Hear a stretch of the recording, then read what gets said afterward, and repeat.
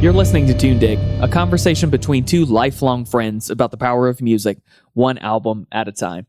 I'm Cliff Seal. And I'm Kyle Stapleton. Each episode, we talk about a single album in depth, unpacking it through conversation to understand what makes it worth appreciating, and learning a little bit about life along the way. If you're listening for the first time because we're covering an artist or a record you love, we promise you'll learn something new or gain a new perspective by the end of the episode. And if you've stuck with us for multiple episodes, you know by now that you're bound to expand your horizons as we share clear entry points for artists you may never have tried to get into before. Today we're talking about Exit Planet Dust by the Chemical Brothers. My dude, full disclosure, I was ready to come on this thing and dunk on some white boys.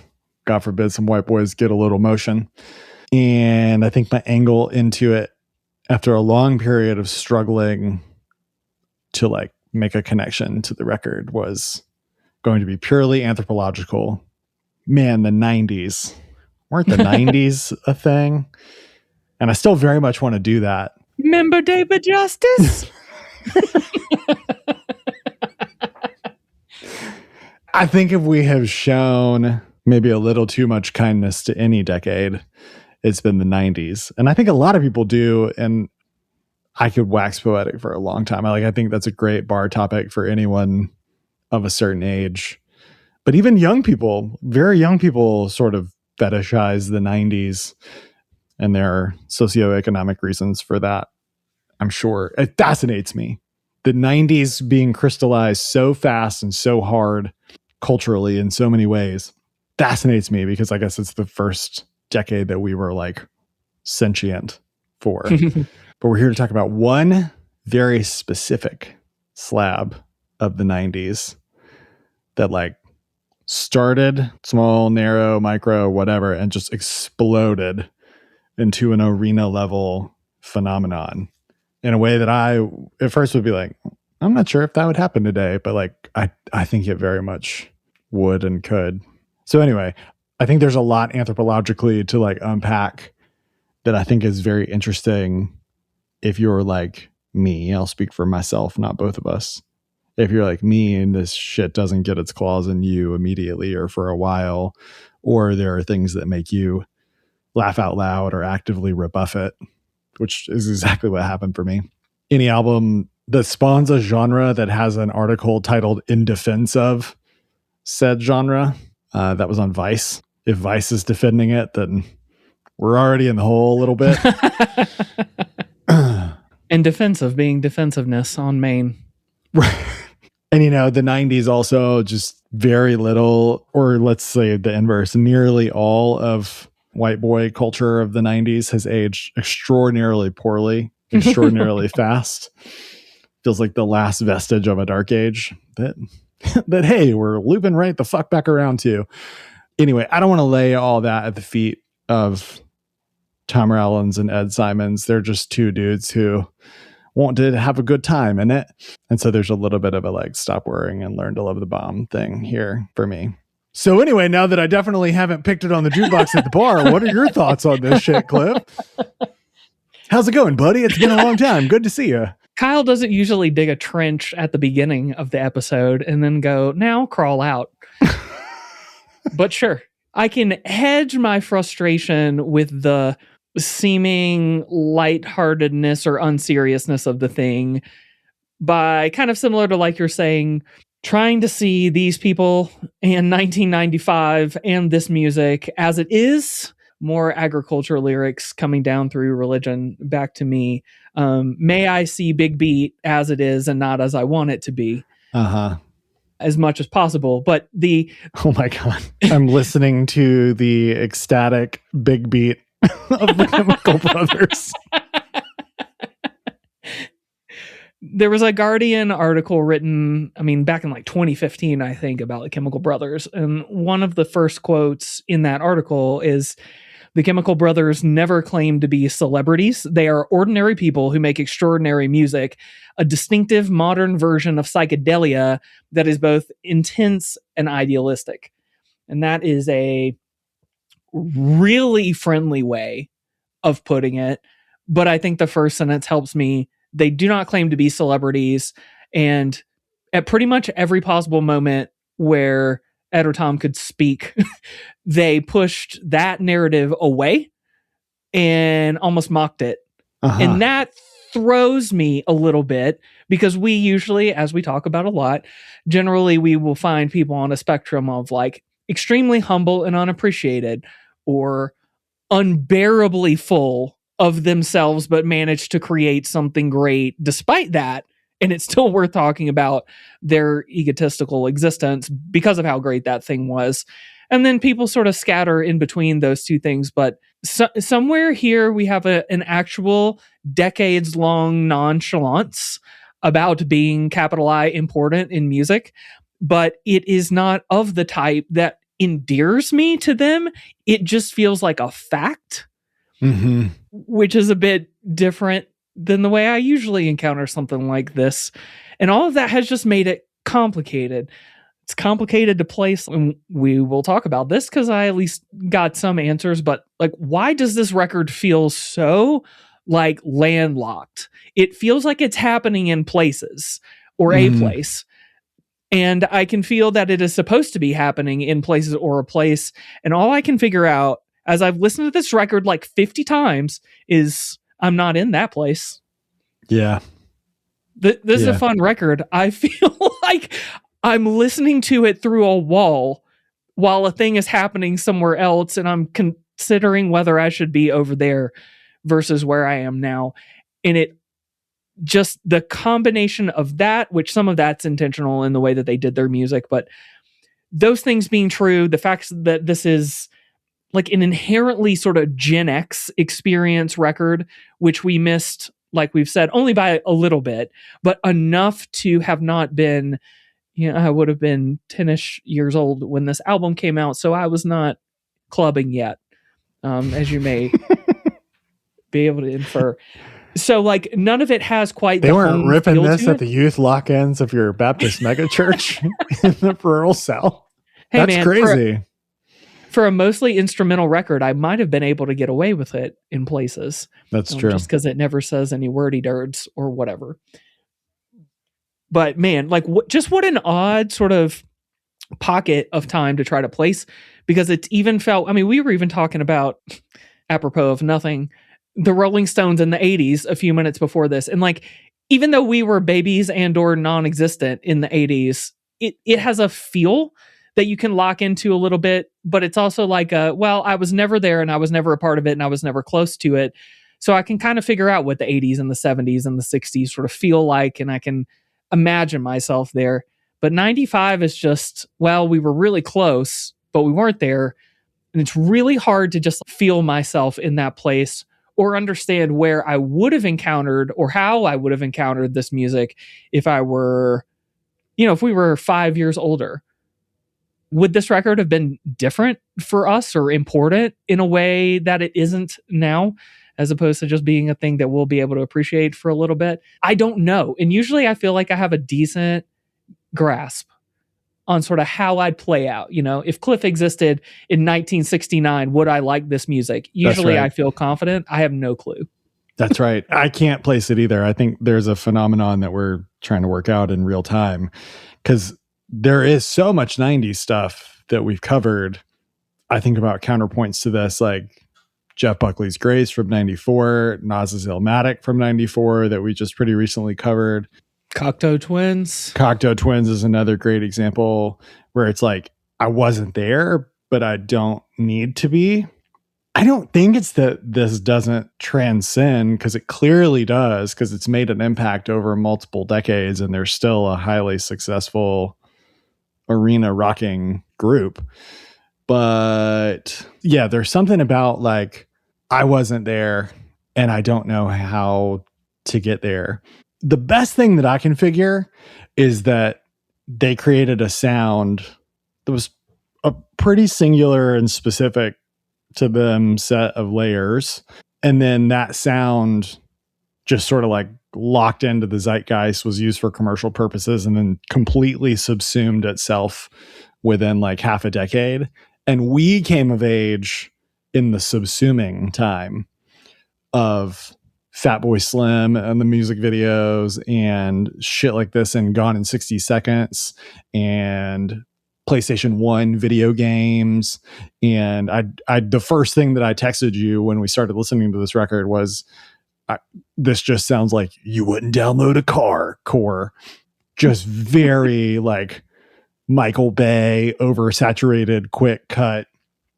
But that's not the Chemical Brothers' fault. That's pop culture's fault for taking a thing and ruining it. But that's the thing about the 90s is like, it was high capitalism. It was the peak of high capitalism. It was $16 fucking CDs. It was big budget, multi-million-dollar music videos.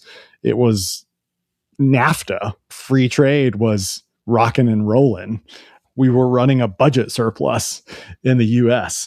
I think all of those things had the like post-Reagan, the success of Reaganist completionism was like full bear. And then we had the neoliberal pop culture with Clinton in office. Hip hop had come into the fore. We were like uneasily figuring out how to diversify culture.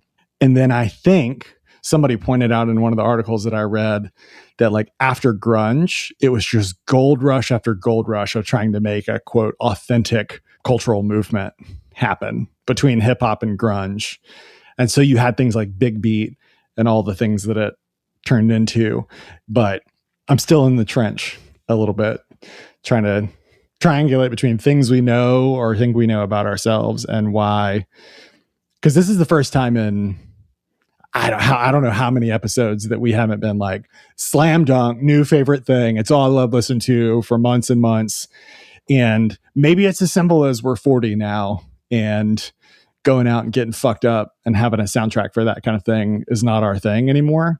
But like, we're still going to hardcore shows and stuff. We're still in a rowdy atmosphere, even if we're not physically getting as rowdy as we used to. So I don't think it's that. Maybe I'm in denial. It's just like it's a specific lane of a thing that doesn't necessarily speak to me anymore. Having said all that, there are a lot of things I think to appreciate about it. I still do think it is essential at least once listening, no matter how much you think you might love or hate it. And then it is most definitely a portal to a shit ton of other stuff. Yep. Previewing, there is at least one portal that maybe I won't surprise Kyle, but maybe I will. But if you've had some bangers on the last few, by the way. I'm about to pull a thread on this one that is going to feel incredible. But yes, like strong agreement. There is a very lighthearted many paths to go down from here. And what I think another way of expressing what we've talked about already, which I can kind of turn into a positive here, is listening to this record and then moving to other records, artists, genres, whatever. Enjoyment doesn't have to flow through you to find the next step. So what I mean by that is if you love this record, cool. There's a lot of stuff I love about this record. We'll talk about a lot of it, and a lot of it reminds me positively of things. But for many of the reasons we've already sort of mentioned offhand and we'll mention throughout, like there were so many intentional cultural shifts happening in this music, and specifically with what Ed and Tom wanted to do through their constantly name changing artistry. There were intentional shifts away from certain moves, certain genres, certain sounds, or whatever.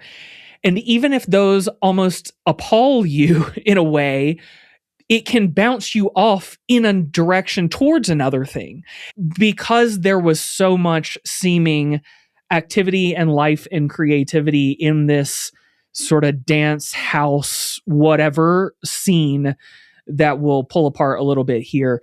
There was so much going into it that I think that there was a lot to offer, even going back now and trying to find threads that make sense. So I don't think of anything on this record as offensive, and I mean offensive as in difficult to take on, challenging music. This is not a Charles Mingus record at any point. Yeah. Right? It doesn't become complicated or even heady, but if you identify with certain things that happen, there are a lot of little electric moments that point you towards other really interesting things, even if it is just the way that analog hardware responds versus the options that could have been taken or chosen in the mid 90s as electronic music is taking off truly exponentially because of the access to the instrumentation to make electronic music. Mhm. And so some of this record, as we'll talk about, benefits from some of that, but a lot of it like specifically doesn't on purpose. Like the first half of this record is a DJ set from two people who considered themselves at this point to be a DJ set and not someone doing albums of music necessarily. And all throughout that, we'll get to see intentional choices being made about how that music is constructed and how those sounds came about to begin with. It is, as a spoiler, it is not a computer hard drive full of samples that then got mashed together. It's more complex than that. Whether that makes the music itself interesting, for you to decide. But there's a lot of interesting complexity here and a lot of unnecessary challenges in the musicianship that can pay off if you learn to appreciate them. So let's start there. Let's start with the noticing, because this is the perfect kind of record for me to succumb to the usual temptation of the way I listen to a record, which is not to think about it for 100 hours at all. That like, it's designed to crack a pint and not think. Great. Kyle Stapleton is there, but not you. Your machine never turns off. That's true. So where do you start with this? What were some of the first things that you noticed? Sure. So I will bound myself in here to ensure I never seem to be fawning too much. Let's do a couple of things to set up barriers. So one quote directly from Ed Simons. Kyle, you mentioned Oasis already as a bit of a foil to whatever is or isn't happening here. But yeah, because they're my favorites. They're everyone's favorites. I mean, they fucking are. The way they sold out those shows this year. Jesus Christ. Well, that's just European. Another big case of what am I missing? Yeah. Well, they all went to go throw tomatoes at Would you like to stand in a big, gross outside place and drink a big, gross, warm beer for too much money and wear a bucket hat? Sure, man. The bucket hat bit is inexcusable, but yeah. So my baby brother would beg to differ. Can't believe those have looped back around.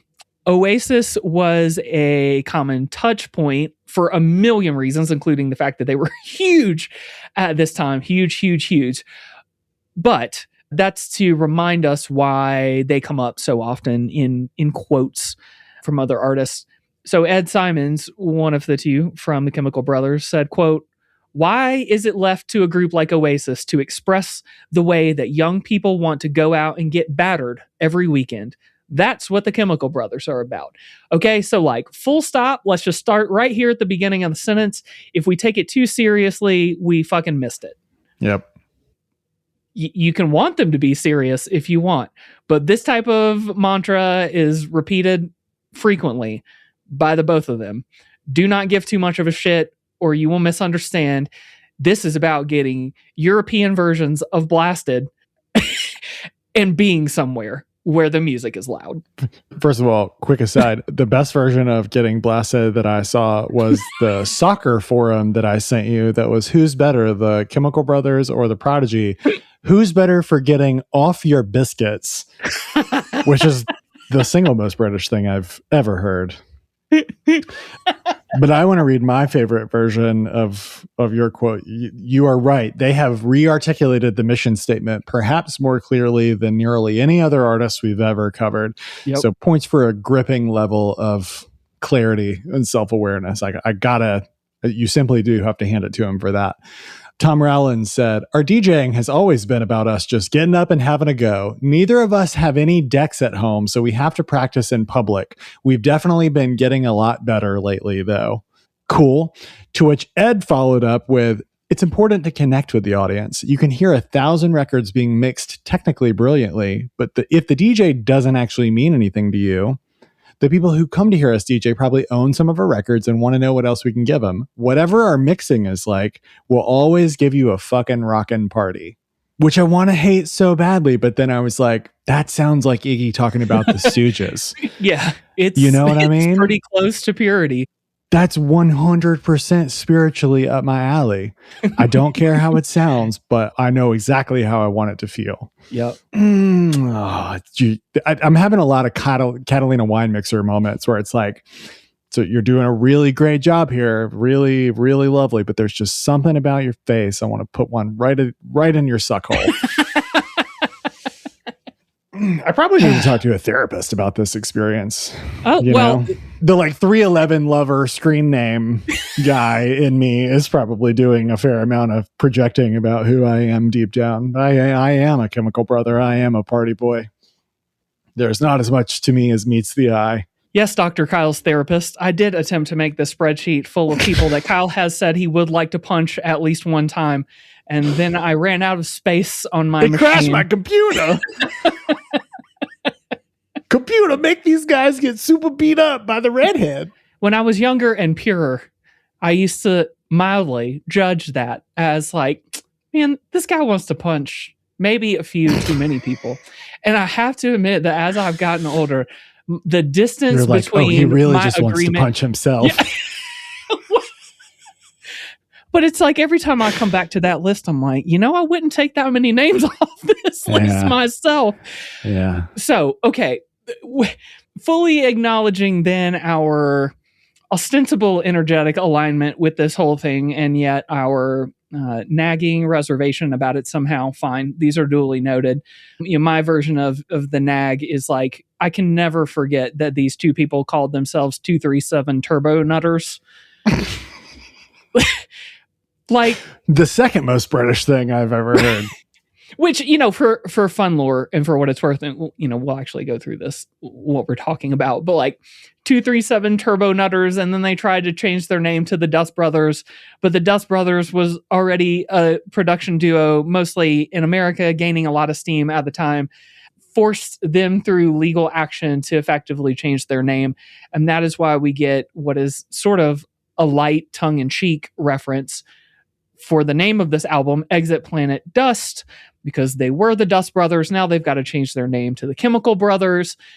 and real quick, the 237 from Turbo Nutters, I thought was a Shining reference to Room 237. It's just the address of their party house. Yeah, it's just where the best answer is always the simplest. Yeah. Which is, I thought of Tyler Battles, our friend Tyler Battles, who like, if he did DJing with our other friend Tom Kilgore, they would be the, whatever Grant Street Turbo Nutters. Their name would be less stupid than that because they're cool, but it just reminded me of something that they'd do. Just like, yeah, if you want to come see us DJ, here's the address right in our DJ name. Yep. Stone Rider could have been Big House Turbo Nutters, and we missed it.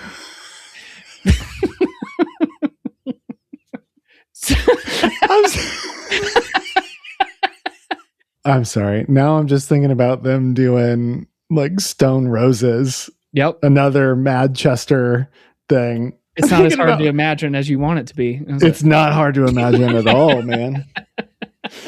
Oh, man. Those guys would have ripped a Love Spreads cover back in the day. 100%. Oh, man. So, okay. So, Stone, right? Big House Turbo Nutters. It's good stuff. So to the larger point that we've been digressing from for like 5 minutes now. Okay. So the shape of this thing and what has caused me to start appreciating it. We'll have some maybe track by track moments for sure, but I started appreciating so to the larger point that we've been digressing from for like 5 minutes now. Okay. So the shape of this thing and what has caused me to start appreciating it.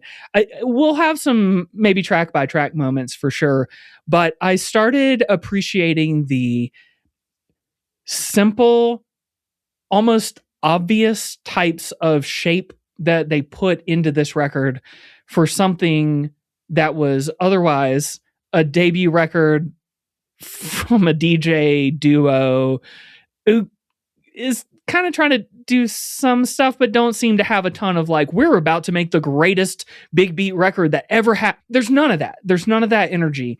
There's not the Nas, like, we're about to make the greatest hip hop record of all time. That's a good foil. Yes, Yeah. it is inverted Nas for sure. Yeah.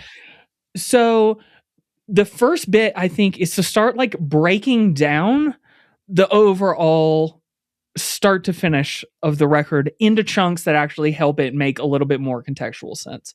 So, and I think this is to its credit, I didn't notice that the first 6 songs were one continuous set for a while. It goes together. It feels right. Of course it is once you know that it is. But otherwise it just felt like, damn, 6 songs that really just kind of hop together. The butts and the tops of each thing just sort of align in the right ways, and that feels good. No, this is a DJ set happening at once for about whatever it is, 18 or 19 minutes for those first 6 songs. It is a start to finish thing. If you start to listen to it that way, some of what we were talking about earlier comes into view a little bit. It starts to feel visceral. Why is the first half of the record this way? What's the next half of the record about to be? Why was that continuous and the next part feels like it's not supposed to be? The whole thing starts to feel like, and we've already done some very hyper local stuff here with Big House mentions, but like MJQ plus Drunken Unicorn era time. There are rooms where music is playing, but then you would turn a corner and find a room that actually had nothing in it. And like that room, sometimes it had a bar in it. Sometimes it'd just be a sort of empty space or whatever. And people were just in there fucking not being in the other room.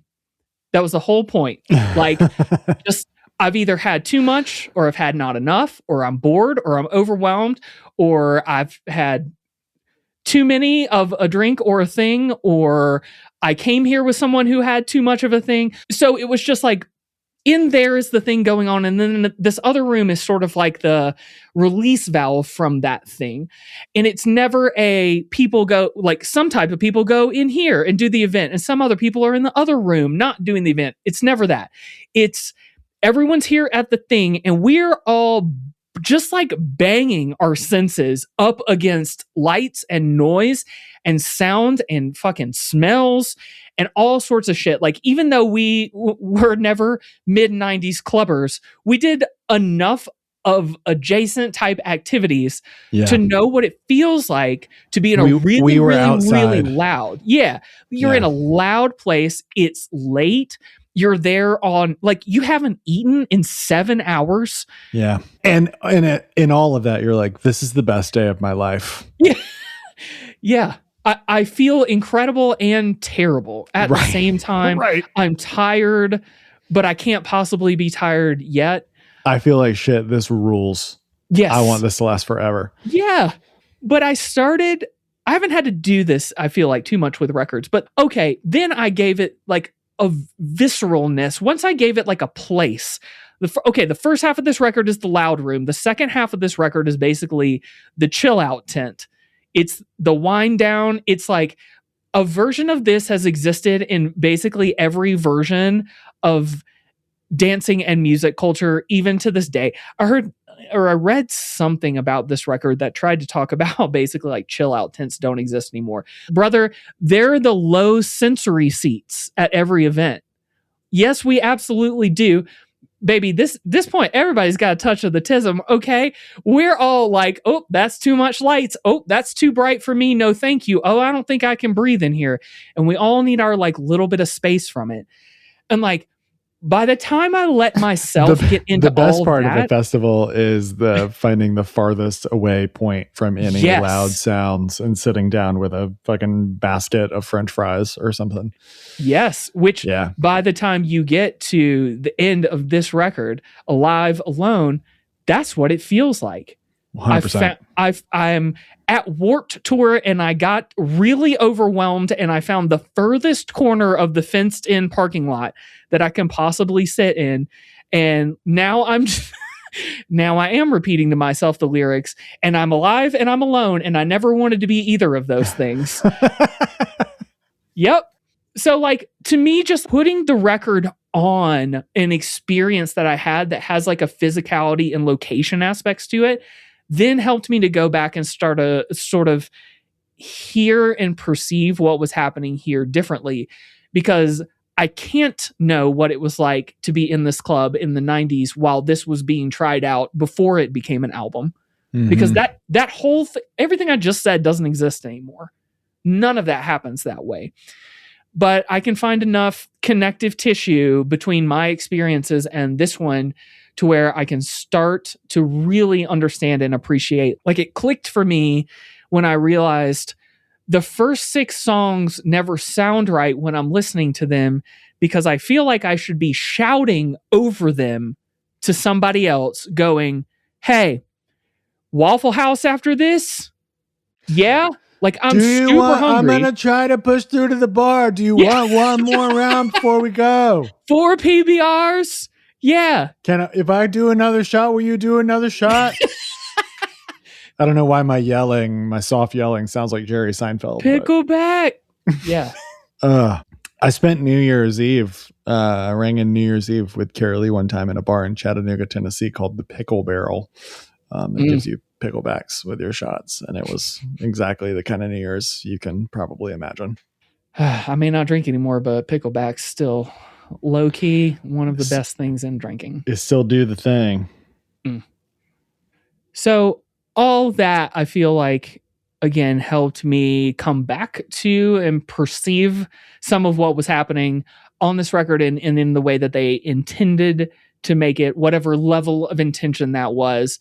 And so, finding out, one tidbit we always like to bring out is when we find out that people have sort of recorded this in a streak, like in one big chunk really fast, versus a long project that they're working on piecemeal. And this one was done in a 3-week time frame between August and November 1994.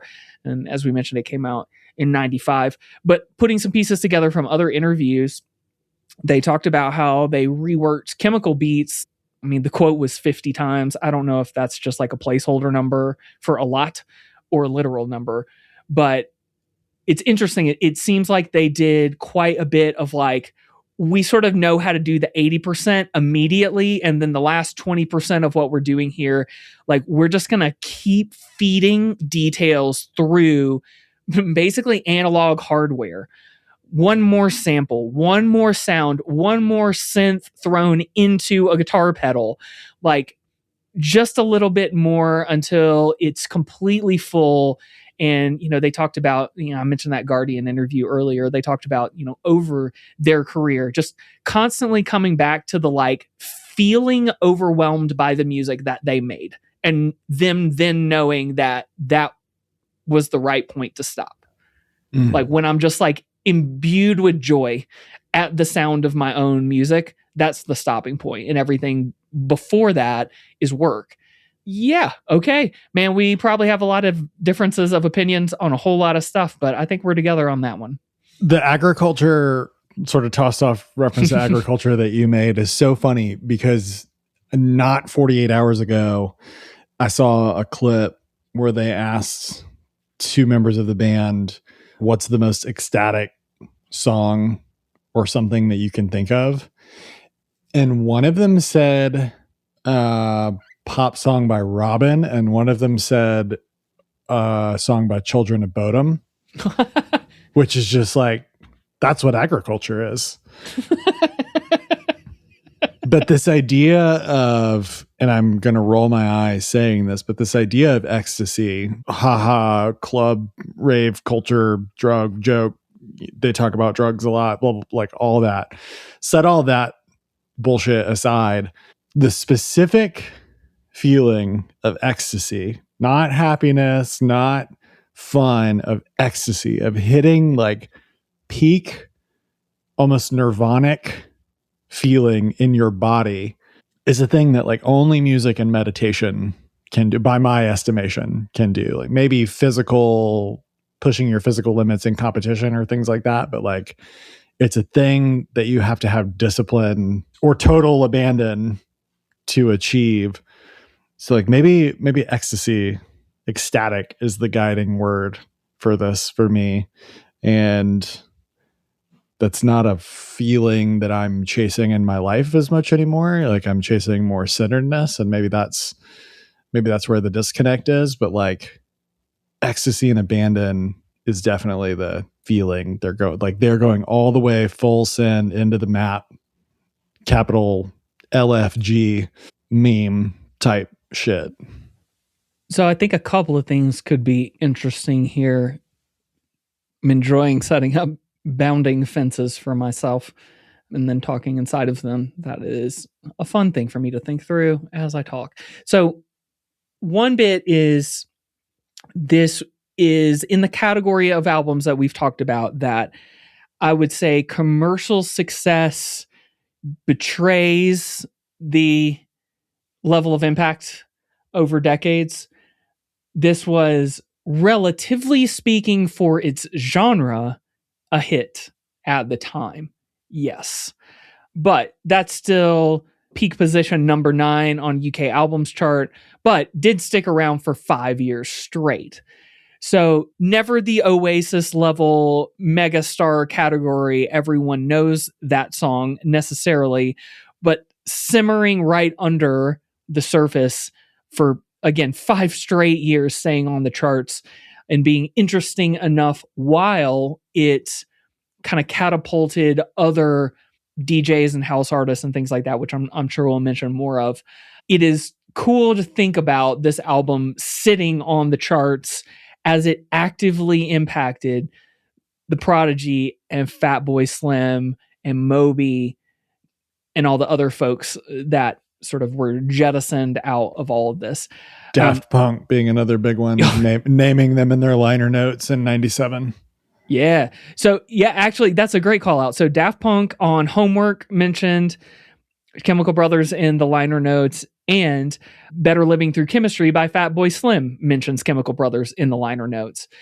So lots of direct, yes, it was them type stuff happening then, which is cool and helpful to us as podcast hosts. We don't have to guess it's rarely that overt. Right. Or singular. I feel like hardcore is a good teacher for us in this way, because we half joke about how, like, you know, one album will set off a whole genre, and it rarely feels that simple or rudimentary, but like this is the album that truly launched a bunch of stuff.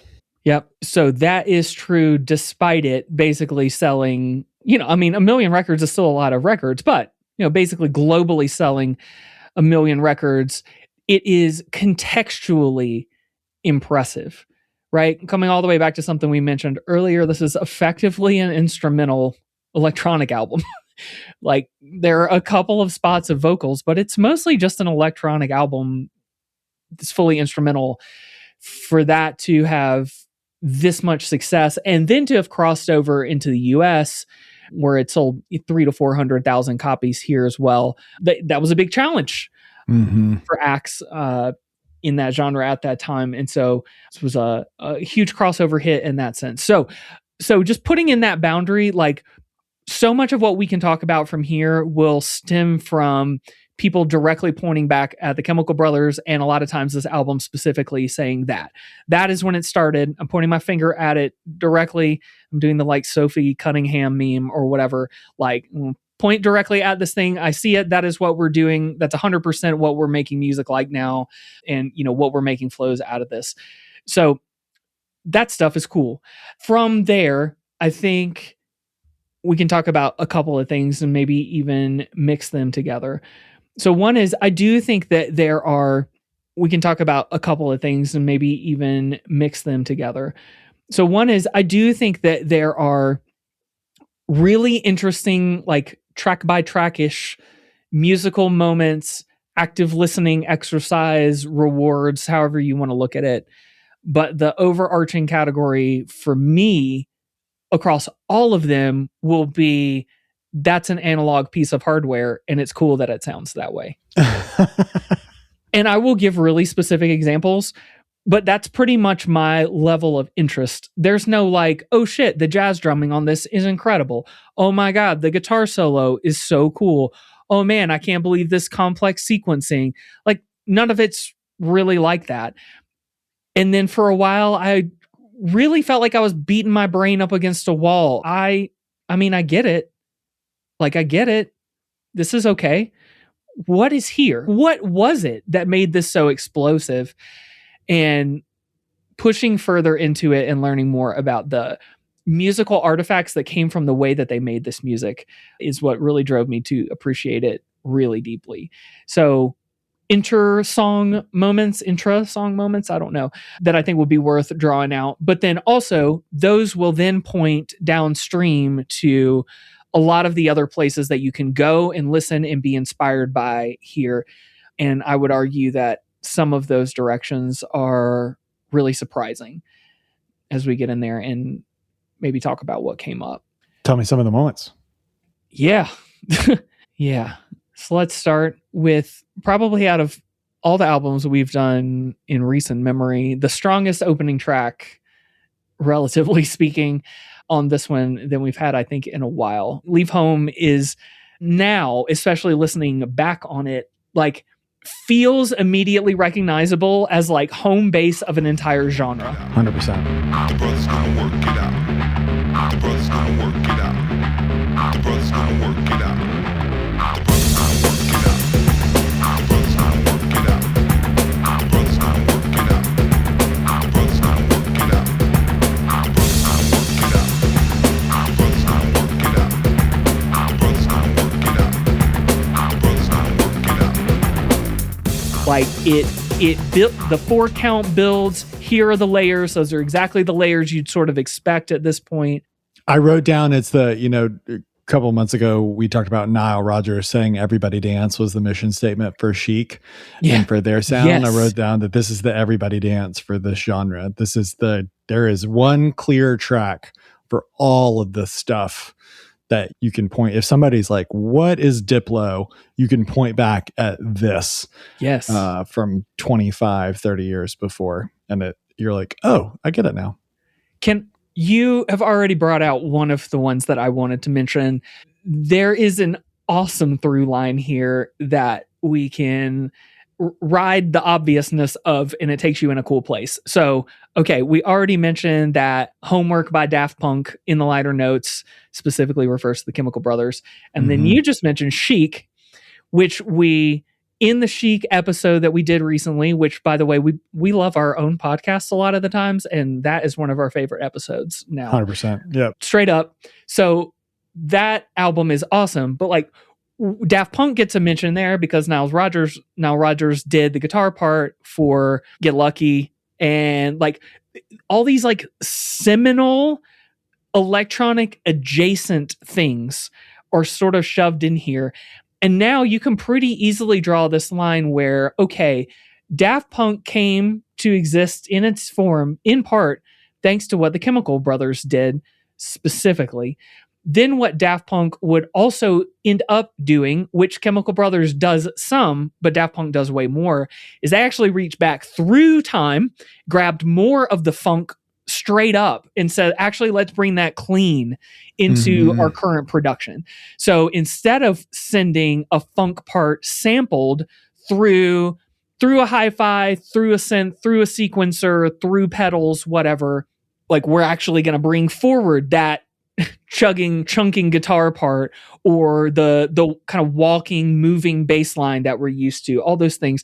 Like, this is going to give you some ingredients to play with as you look at artists like Daft Punk, and you can see that there are not just the sort of big beat influences, but like, if in case it's not obvious enough, hopefully we'll mention a few things here, but like, all this big beat stuff wouldn't exist without funk. Funk is downstream of a ton of things that we don't know to appreciate the sort of eventuality of, hip hop being one of many of them. But driving an appreciation for funk is entirely possible here. And like, we've already set up this connection, and all we've done is talk about the very first song. Questlove thanks you. Yes.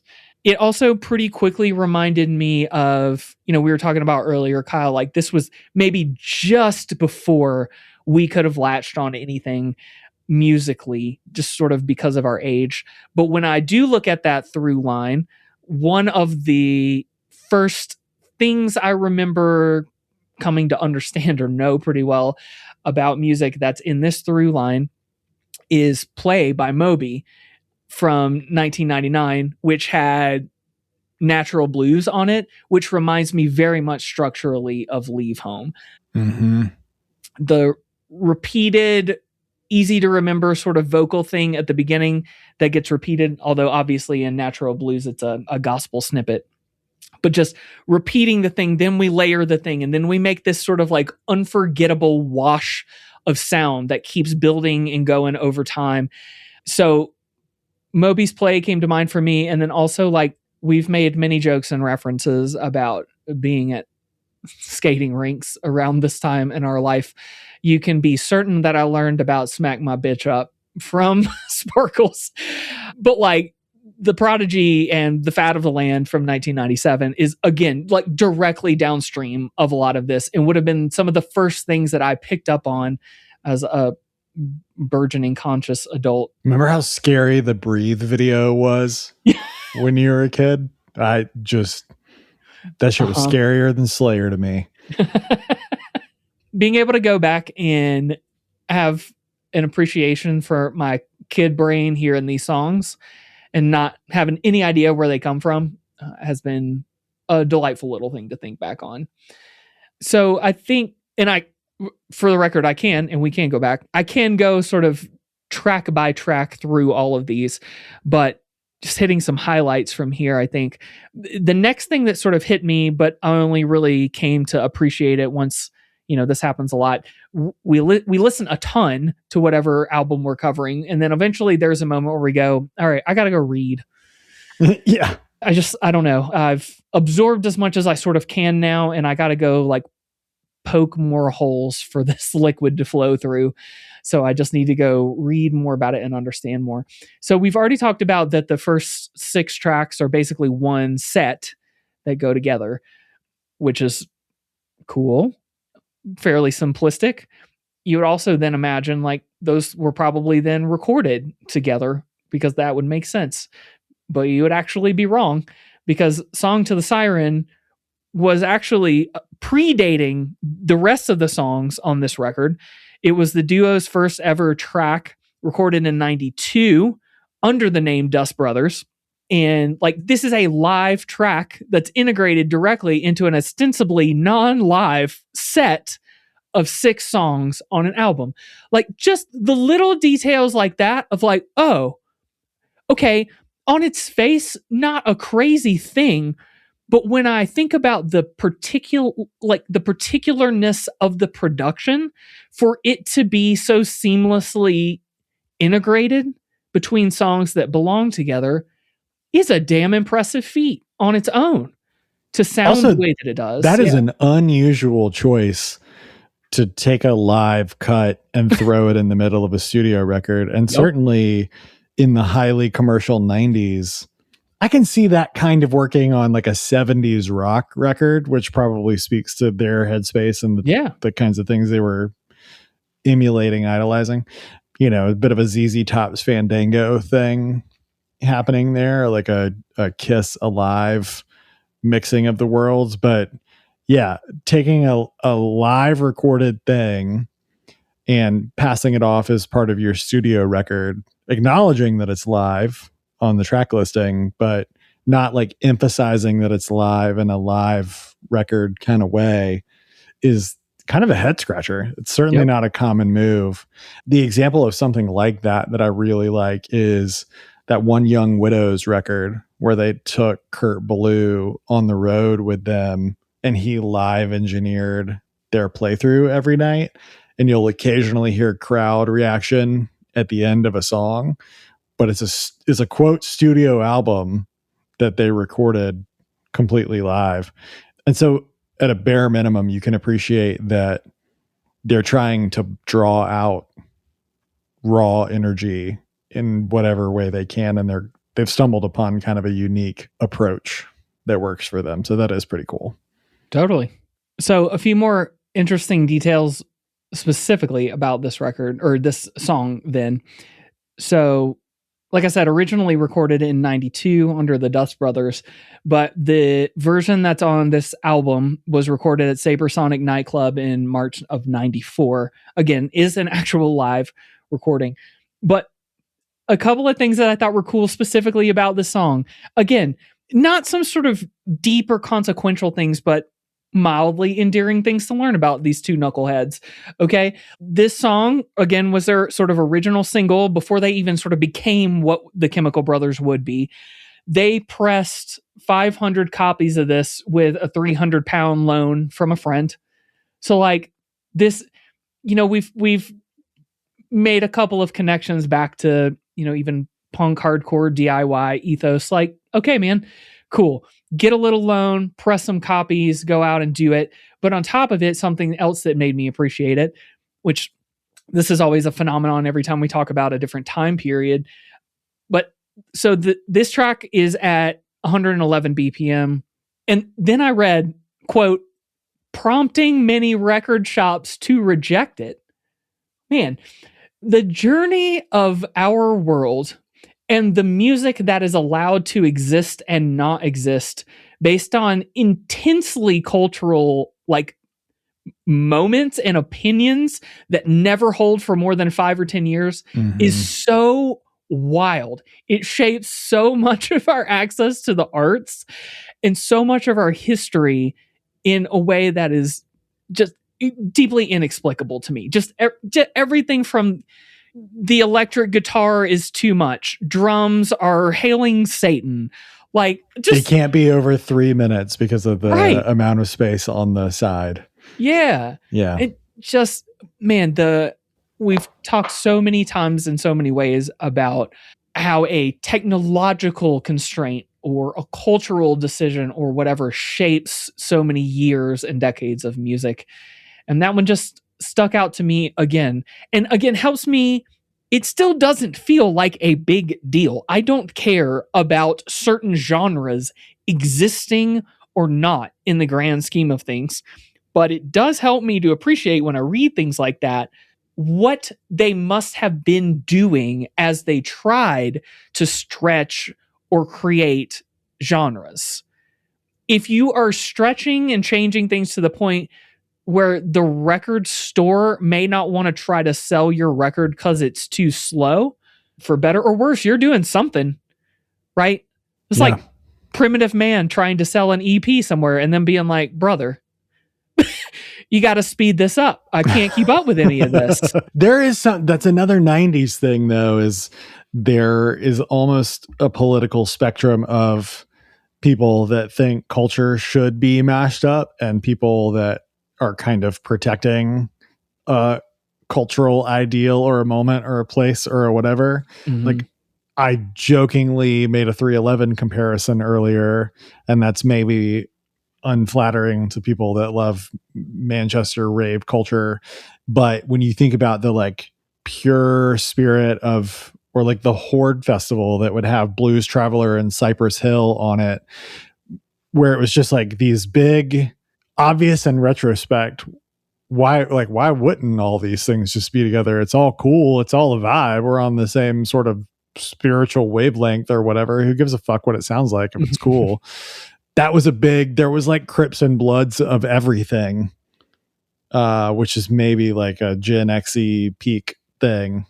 There was identity politics to every subculture, and there were waves of people.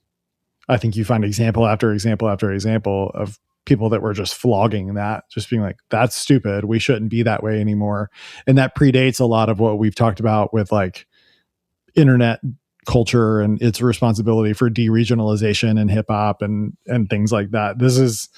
It is kind of trailblazing, even if a lot of it was clumsy or primitive or reductive in the way that they did it, or it just didn't feel quite right yet.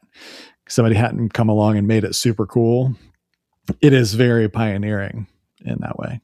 a little bit more trivia to shove into this one before we move on from Song to the Siren. So this song itself is based around a sample, a sort of lo-fi-ish sample of this Mortal Coils cover of a Tim Buckley track. Yeah. Which you mentioned Jeff Buckley earlier and the connection straight to that. So between Jeff Buckley and Cocteau Twins, like, not only will you hear those people simultaneously existing as you listen to this music, but having a literal straight line over to Jeff Buckley from the sample in this one just all felt really cool. Maybe it's painting intention on in reverse or whatever, but it feels supportive and cool that people who were trying to succeed in different realms of 90s music were supporting one another and talking about one another in these ways.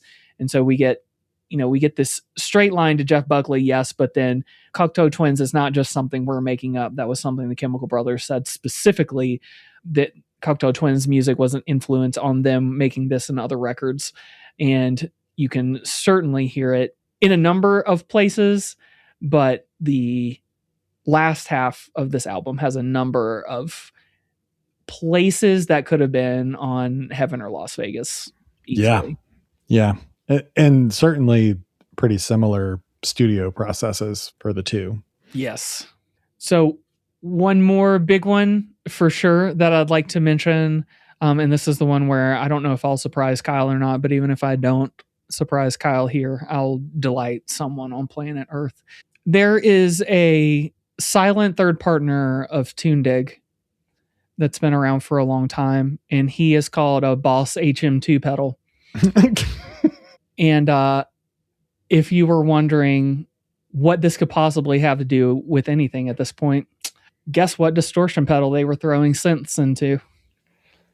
Shut the fuck up. They were using an HM2 on this? So in multiple places, yes, but specifically on Chemical Beats, it's throwing a signal directly into an HM2. Now, you want to find the special corner of my brain? Like, this is it. This is it.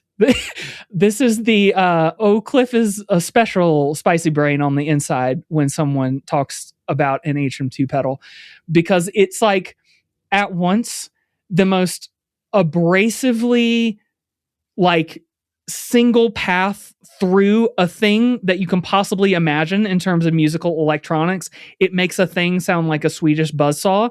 And yet at the same time, if you let yourself look for it, you will find that this pedal that Boss stopped making in 1991, that then even by this point, you would have had to get like Japanese and Taiwanese remakes of and whatever, which I have some of. Like, even by this point, there is enough interestingness in what this crazy fucking pedal does that you've got big beat and house DJs using it to try to do something unexpected. And so I've mentioned several times like the hardware on this record. Like, I'm not a huge synth head, but I understand what it means to push something into a pedal like this and then return it.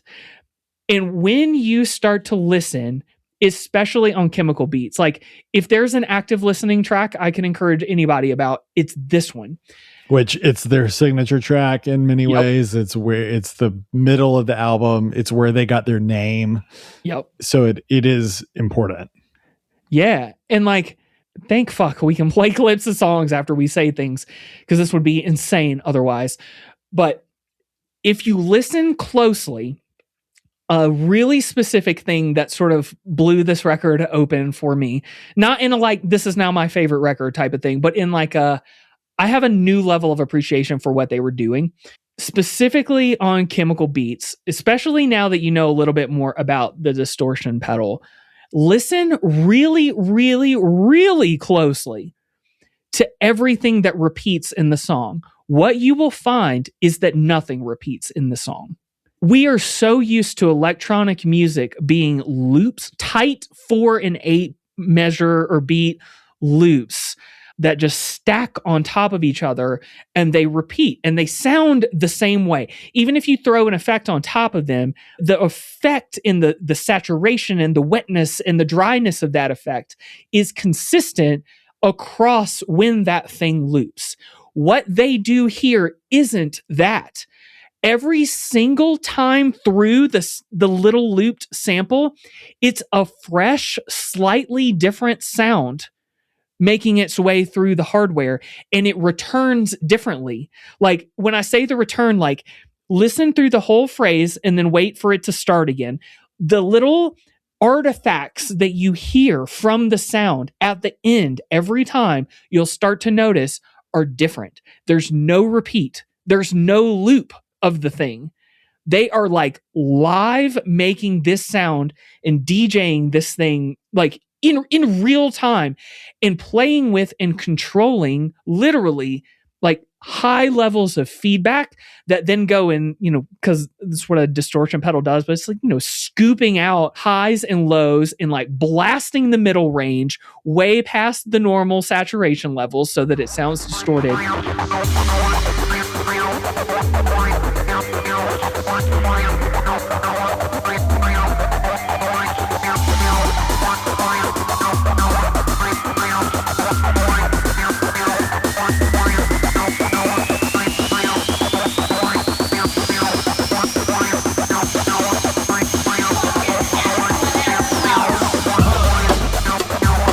It's like when we've seen Converge live, and there have been a few moments where you mentioned Kurt Ballou earlier. Like there have been a couple of times where his stage volume, we've watched it get away from him. Mm-hmm. Oh, it's starting to actually make a constant feedback sound, and you can see him notice it and do something about it. It's not just turning the amp down. He's like changing the way he plays guitar or where he stands. And so it's like being able to perceive someone doing kind of a similar act to that, but instead of doing it with, a live stage volume of tube amps and loud humbuckers and all this, it's the signal path that they're sending all this stuff through, just like blasting into an HM2 and playing with it just enough to where it's hard to express, but like they're pushing it enough to where it's doing those unique things. If you just kind of do the same simple stuff, it's going to sound the same over and over. They are actively keeping things just under the surface when they make these types of beats. And like being able to sit and appreciate that specific thing in the middle of the record, I feel like helped me go back and listen to everything else with a little bit more. Like respect is really overselling it, but sort of respect. There's probably some cool shit here, and it's not going to blow my mind, but it is going to make me appreciate that this is not two people sitting in front of a computer. Yeah. Knobs and wires and stuff. Yep. I mean, that was the big takeaway from the Tangerine Dream episode, right? Yeah. Is man versus machine and the maximum effort bit that it requires. There is sort of a jokey Beavis and Butthead Gen X slackery thing about their whole ideal, especially in these early days, like dudes having a pint, but it belies a bit of a, they got in there and got after it. Like anybody that's going to rework a song, quote, 50 times, there is a level of intentionality and care there that you just simply cannot deny. So I can see the posture was maybe a bit of a function of its day, but yeah, the proof is in the pudding, and there's tightness, there's method to the madness for sure. So you talked about the front side a lot, and the highlight on the front side for me is the bass line on In Dust We Trust. This is a just me connection, but I was wondering why the notes sounded so good and familiar. And then I connected that it was the breakdown of Yanni Depp by The Chariot.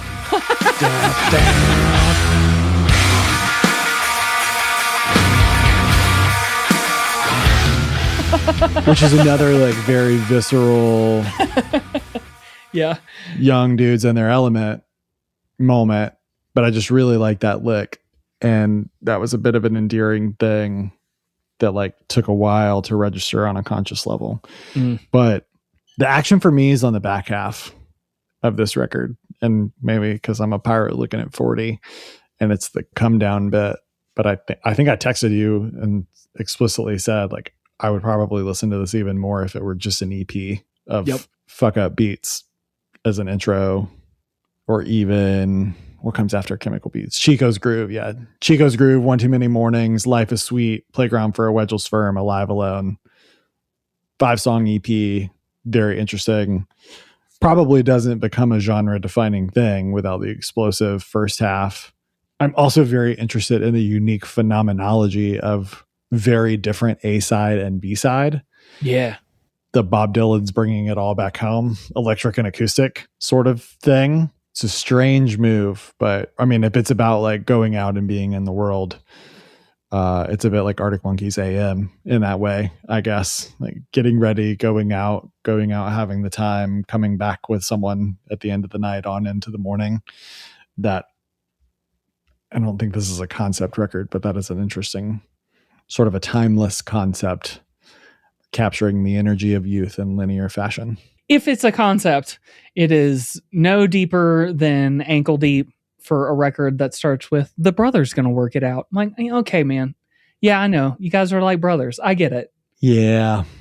There were a number of reviews though that were basically like, this sounds like people working it out in real time. Yeah, sure. Deconstructing and reconstructing stuff. So I appreciate that is not only visible, but they get points for that. One of the reviewers on Album of the Year said, each track is stitched together like Frankenstein's monster learning to dance, which I thought was nice. So on to this back half from Chico's Groove on. What hits for you? I mean, I definitely have some thoughts, but would love yours. Well, I love planting worms like this in people's brains. So Chico's Groove sounds like the bridge and Come Sail Away to me. That is not one I expected to invoke. Not a song I've listened to in a long time. Did you also download the Eric Cartman version of Come Sail Away in the early download days? Jesus Christ. All right. Hadn't thought about that in a long time, have you? I was going to say, I have not had that thought in a very long time. Welcome back. Thank you. Yeah, each of the songs from there on out on this other side had a sort of like, I didn't think I liked this. I like this type of moment, which was interesting enough, right? So One Too Many Mornings. Honestly, the direct aping of dub really rubbed me the wrong way for a while on this one. It felt weird, and I didn't totally love the combination of things there for a bit.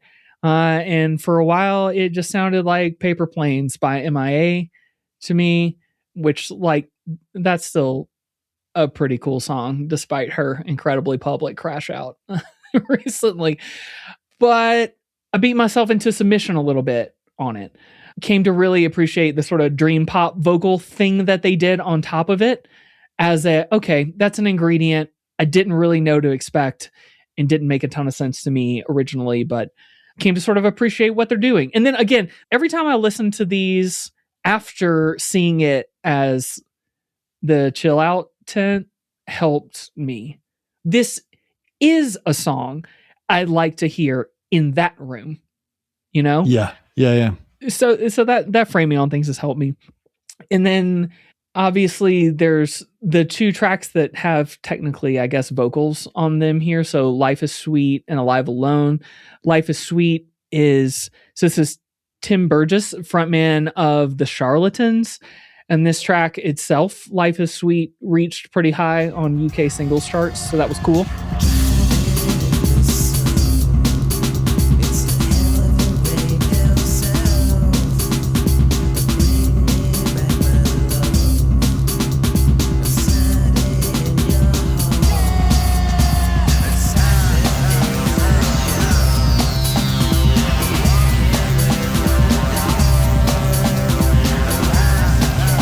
Not only a big song with vocals to it, but also charting songs without them. Honestly, this Life is Sweet in a non-musical way, reminded me of the Bad Bad Not Good song with the Future Islands guy on it. Time Moves Slow. Yeah.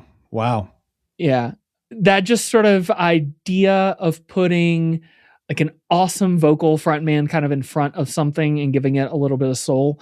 Obviously, like I said, again, very different songs, but reminded me of that again and of people in a totally different genre, but who are dialed in Mhm. all the time, doing very specific things in bringing in vocals with intention when they want to.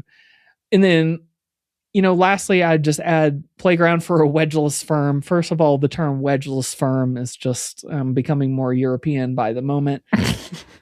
That's cool. Okay. I haven't even looked up what that means yet because it's delighting me how it just could be a very obvious insult or nothing all at once, which is also describes European cuisine for that matter.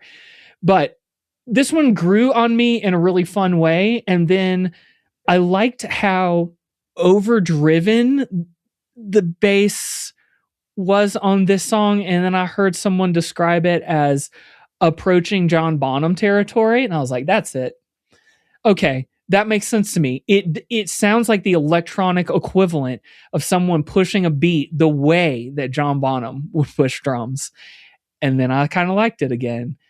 And it feels odd to be over an hour deep in a podcast episode and just go, yeah, man, all these songs are inoffensive. But yeah, sort of. Yeah. Some days I like these a lot. Some days I'm sort of whatever on them, but they're good at what they're trying to do. Yeah. They feel right. They fit.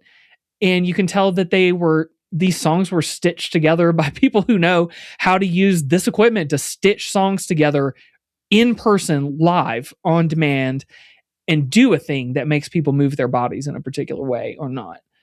Whether or not that will change my behavior in the future about music, I don't know, because I still don't know where to put this album. But I do know that I have a deeper appreciation for it than I did when I just pointed blankly back at it. Like, yeah, that was important. Them, Prodigy, that stuff. I'm still hung up on what wedgeless firm could possibly mean. The Google AI overview, which I never ever trust, says the title is widely understood to be a surreal abstract play on words, combining a stylistic twist on architectural or structural elements like, quote, wedgeless mechanism used in Yale wedgeless handles for Windows, and firm, evoking a company, a solid object, or a tight, robust rhythmic structure. Sure, man. Uh-huh. It all That's makes what I was about as gonna much say. sense as it's supposed to. Uh-huh. And then Slant Magazine, in their top 25 Chemical Brothers songs countdown, calls Playground a real proper horror show. It feels like taking a confident strut through a garden teeming with satanic pinwheels, or to this listener, like home. Not the vibe at all that I picked up from that song, but that person's probably taking more of the bad drugs.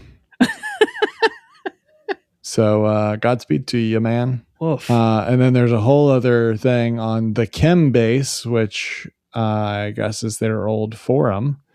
This is from January 2005. Someone asked, what is a wedge? Which my 5-year-old is learning in engineering camp right now and would be able to answer this.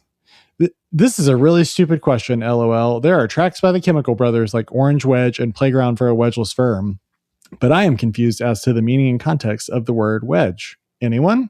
Yeah, a lot of really insane responses that are probably not even worth reading live. So, God, I love Reddit. anyone who knows, feel free to write into the pod.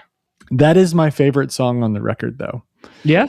Yeah, for two reasons. One, this LP seems like it has 1,000 noticeable samples, and they have said there are tons of samples layered through here, and most of the time even the people who made the sounds originally would not be able to decipher them.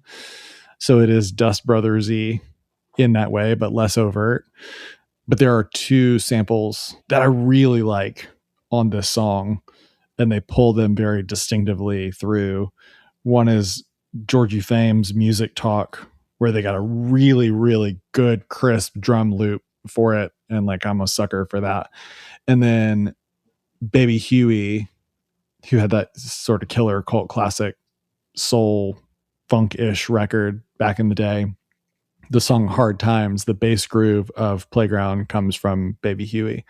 So they don't do a lot of really overt, here's the sample, ladies and gentlemen. I feel like the two biggies are this one and Leave Home. And Leave Home has at least 10 noted licensed samples, including the big Kraftwerk one and the Brothers Gonna Work It Out vocal sample. So that is sort of the one that people tend to talk about when they talk about sampling. But Playground's got some really good ones. But then it's also got this little move in it, like almost at a minute and a half, where like most of what they add on top of those samples is sort of trilling keys. Yeah. It's But got then- an almost like Bond theme type. Yeah. sound Or like to it. Alain Gourget type stuff. But then there's like noise guitar. Mhm. And at 125, the rest of the instrumentation cuts out and it's like a string rub, like when you rub the string with the pick, and it's really metallic and weird.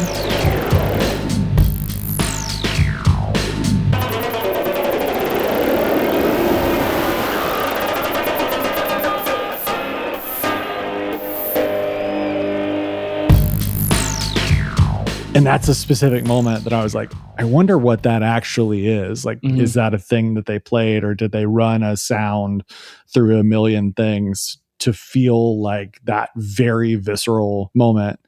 But it was the first small thing that stood out to me as a like, I just like that sound.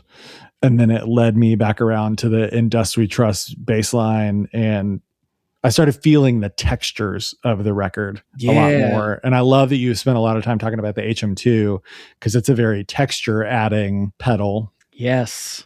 And I don't remember how you said it, but it adds noise, it adds information. The way you described it made me visualize pixels, stray pixels in the waveform. There's a lot of that type of action happening. And so there on Playground is probably my favorite example. You saying what you said about One Too Many Mornings being like shitty white boy dub made me laugh. Again, as an avowed child of 311, there was so much in the late 90s, turn of the millennium, 311 culture, where they were like clearly really into Tricky and Ronnie Size, and so much like UK dance and dub and techno and jungle and drum and bass and all that stuff. And there would be like remixes of their stuff that would just like pop up on the boards.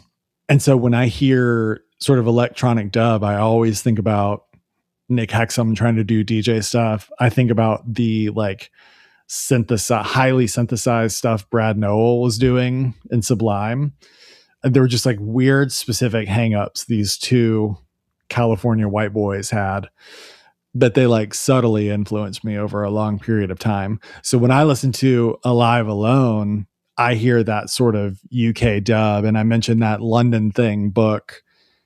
And it's like not as big a deal to them because they had 50 years, 30 or 40 years at that point of soul going through reggae and dub into all of these sound system and nightclub sounds. Like, of course, that stuff all belongs together. It was just all part of the nightlife. But I like Alive Alone because it's got some of that dub bass patterning. It's got some Tangerine Dream electronic synth element happening. And then to your point, I wrote down like you have 3 episodes that I wouldn't have thought to converge all in one place. You have Augustus Pablo, you have Tangerine Dream, and you have Cocteau Twins with the vocals and guitar processing in that. So I really like it as an endpoint.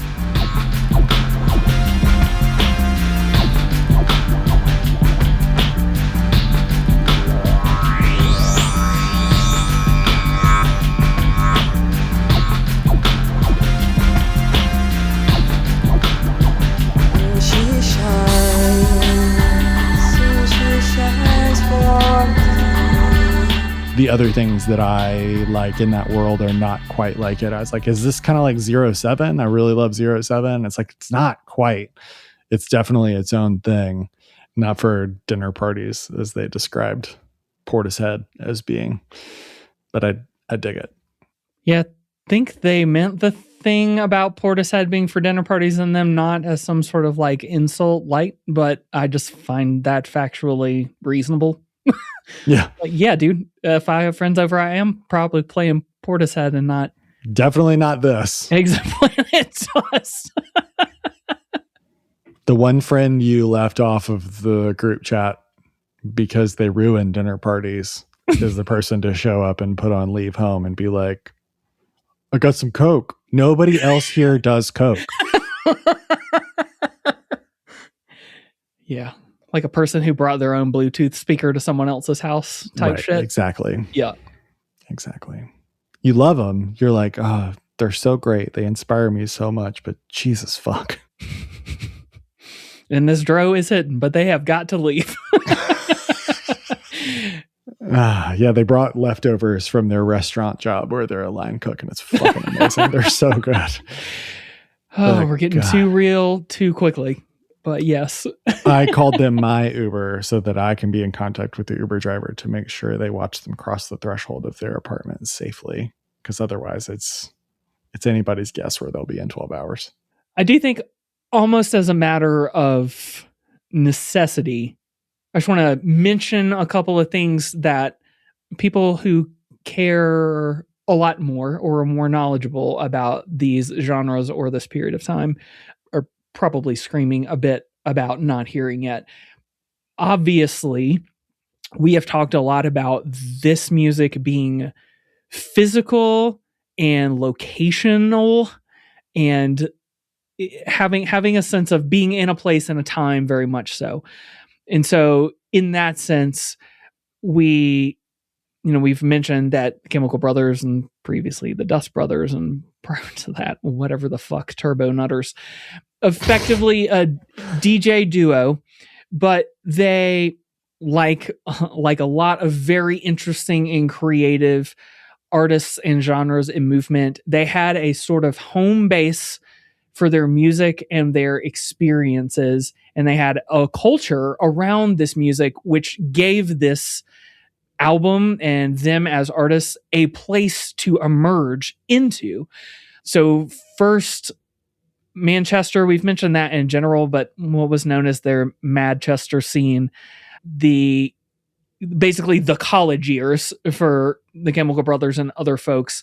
There was a nightclub called the Hacienda, and it was where, I guess as it was put in a number of places, indie kids and house music kids came together. That feels like a weird separation this many years on, but I can appreciate that having physical spaces where, yes, this is what we go and do on the weekends. In lieu of a better plan, we go to this place and we listen to whoever is playing and we get absolutely European hammered, whatever the cool words for that would be. I'm off my biscuits. I'm whatever the fuck. And then similarly to that, sort of coming out of that moment, then the Heavenly Sunday Social was, a dingy basement nightclub at Albany Pub in London where Chemical Brothers served as resident DJs in 94. And so that's where, first of all, not only did they, hone what was happening here, and, we've sort of hinted at this before, but like in this exact moment, they played music for an audience to test whether it should become music that exists on an album, a concept that is now completely lost to us in time. But that was one important part of it. But the other thing that was happening during that residency around 94 was where they then built up the fan base locally for all of the people who would go on to support them. And maybe this was a little bit of a juke earlier when we quoted them sort of making fun of Oasis representing young people who want to get drunk every weekend. But Oasis became huge fans of the Chemical Brothers during that time at the Heavenly Sunday Social, to the extent that like they demanded to work with them. I think it was Noel was on their next album, like collaborating with them really specifically. And so in the mid 90s at Heavenly Sunday Social, they're getting not only Oasis, but, you know, Paul Weller and Primal Scream and other artists and cultural icons emerging during that time. Like this was their... David Bowie wanted him to remix, Yes. wanted them to remix him. Yeah, they were a commodity. There was a bit of like, you know, there's that apocryphal Radiohead guest list from their New York or LA show, and it's got like Brad Pitt and Lenny Kravitz and sort of the who's who of 90s people when OK Computer was coming out. This is a bit of a more underground version of that. I think it's also important to like understand Manchester, which I love so much. I went for Outbreak Fest a couple of years ago, and I mean, it's probably the second biggest city in the UK, like punches above its weight class if it's not. I think it's like, it reminds me a lot of Atlanta because it's got like 500,000-ish people in the city center and then a bunch of people in the metro area, you know, a couple of million that are in the metro area. But unlike Atlanta, it's got a really geographically compact city center, which contributed to what to me was a really small town, intimate. It felt like an art kid town, like small record stores and coffee houses and stuff you can pop in and out of. So when they talk about the record stores that they went to or the clubs where they were regular spinners at, like there's a small town spirit of generosity and like sense of who's who that feels a lot like our time coming up in Atlanta. One of the interviews, Ed said there was a record store, Eastern Bloc, and they talked about a guy who worked there and was inspiring. They said the currency of records was high back then. I remember getting one record from guy Richard Moonboots, amazing name, and it had the master sleeve that had all the ordering details on it, all the information you needed when it came to restocking the record. He gave it to me and said, no one else will be getting that now. There was a real generosity of spirit back then and an excitement on our side to go there and have this world open right up. That shop was really the heart of dance music in the North. Getting acceptance from those people felt exciting. So like, I guess you can start to see where the passion might have come from, because there was like a real familiarity for those two dudes and their love of music and what they were trying to do, and just their sort of persistence on the scene. Right now, I'm always looking for anchors and things to still love about Atlanta. And I think about the great Divine Interface or Wi-Fi Daddy on Instagram, who's like, if he's at a thing and he's spinning records, I know it's going to be good. Or like Scott Morris, if he's DJing, I know it's going to be cool. Or if he's at a thing other people are DJing at, I know that thing is going to be cool and have cachet. So, you know, if you're on the scene in a city, you know to look for people. It's a bit of that Velvet Underground thing. Something that comes to mind as a similar sort of anchor, like a musical anchor in a place that crosses the threshold of genres otherwise. So basically like dudes or people who I trust so much that I'm pretty much interested in anything that they're doing at least once. Mm-hmm. It feels like that's a lot of what Ed and Tom built up. One person that came to mind for me is Johnny Dang from Oh Brother and from Big Jesus. He's also done some really cool, I think his latest project is called His Self, but just... Oh yeah, it's great. Yeah. So just, I mean, very different styles of music, different approaches, different songwriting techniques, all sorts of things. It's even like every now and then he'll post a thing on Instagram that's like him playing to his kid or something. Like just 100% of what he does is fascinating to me. Like, dude, this is incredible work. Like you'd probably cringe into a ball to hear somebody heap this much praise, but like, you know, literally watching him play guitar has always been interesting to me. And he has a real thought process around the tones that guitars can make and what sort of music that naturally implies and that flows out of it and all that.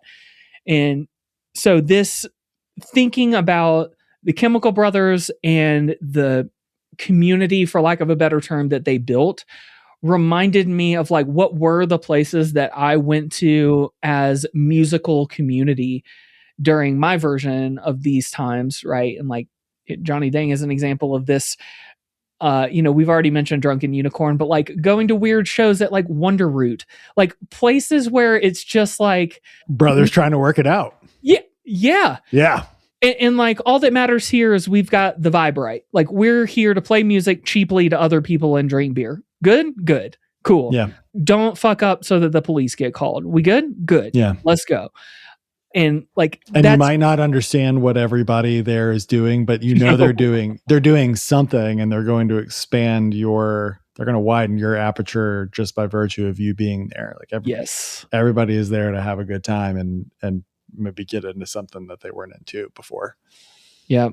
But it also reminded me then less of the musical centeredness of everything, but more, we've already made a Big House reference here, but like, there is a feeling that I can viscerally recall that is seeing Stone Rider at East Side Lounge at 2:30 in the morning.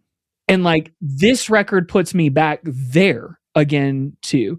And we've, we sort of referred to that in general, right? But like just that period of life where it's like, no, for real, I don't have anything better to do right now, then come do this, hang out with people, be barely awake, sleep for like 3 hours, then go to a job that I hate that starts really early in the morning. Like a job that starts so early in your career that sleep feels ridiculous to attempt. Yeah. So you just sort of like plow through your nights and then get sick every 2 weeks and whatever. And just like, but we went there because we loved the dudes who were playing music at Eastside Lounge at 2:30 in the morning.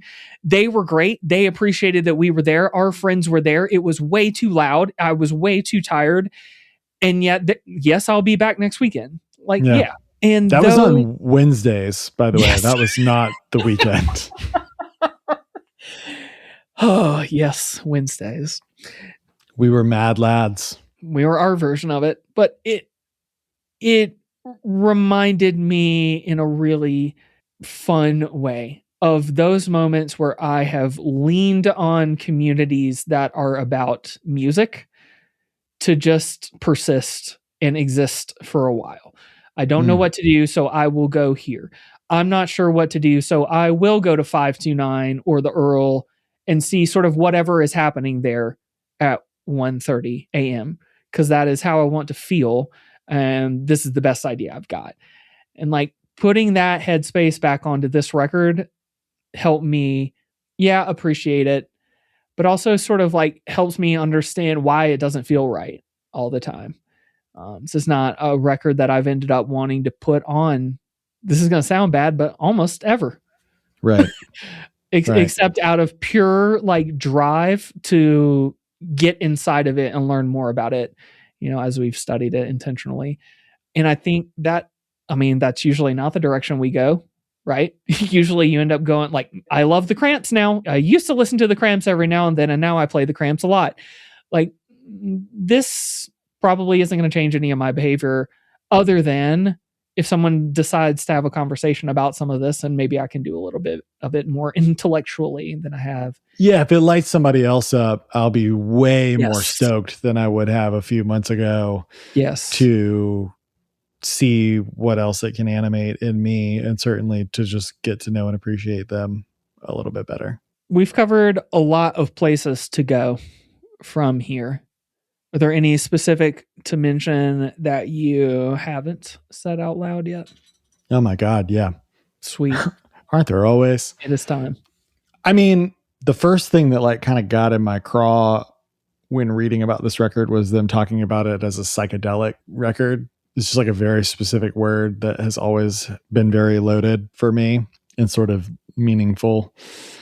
It's a stupid word to be possessive of, but been like, it's a thing that actively pursuing the psychedelic has gotten me to the headspace that I am in as a person now, chirping through time and space. You mentioned Primal Scream. The come down side of this record made me think a lot about Brian Jonestown Massacre and that one super bummer song that was apparently Bourdain's favorite song. I thought about Stereolab. I specifically thought about the characters in Atlanta walking around Amsterdam with Stereolab in their headphones and the sort of psychedelic phenomenon of being an American in Europe and just experiencing a culture that is, you feel like you know it and you don't know anything about it at all. So stuff like Stereolab and 07. I think it's interesting that Tame Impala is moving in this sort of dancier direction. It's not at all like Chemical Brothers, but sort of nightlife and bright colors and whatever. There's something there. We haven't invoked Black Moth Super Rainbow, but Oh, good call. they're somewhere in the same yin and yang orb thing. Then I think the next category would be the 90s. Very specifically, there are 2 records on the calendar that you and I very nearly picked for the album of the month to cover. They made the short list and they sort of scratched the same itch here. And I have sort of an unconscious childhood relationship with both of them. One is Hello Nasty by the Beastie Boys. So we talked about the American Dust Brothers, who were largely responsible for Paul's Boutique. But then everything sort of led in the 90s up to Hello Nasty, which was, in my view, like the most 90s album ever in some ways. And it's kind of a magnum opus for them and what it means to be a truly freewheeling artist doing whatever comes naturally and feels good. So that's a record to revisit if you haven't in a long time. Also, Madonna's Ray of Light, the Stereo Gum 20-year retrospective. There's a great bit where it got invoked. The writer said, because the album sequenced these tracks to flow into each other, it was just about impossible to figure out when one song ended and another song began. When I put it on his car tape deck, a friend sniped, when is this song going to end, before ejecting the tape and throwing it out the car window.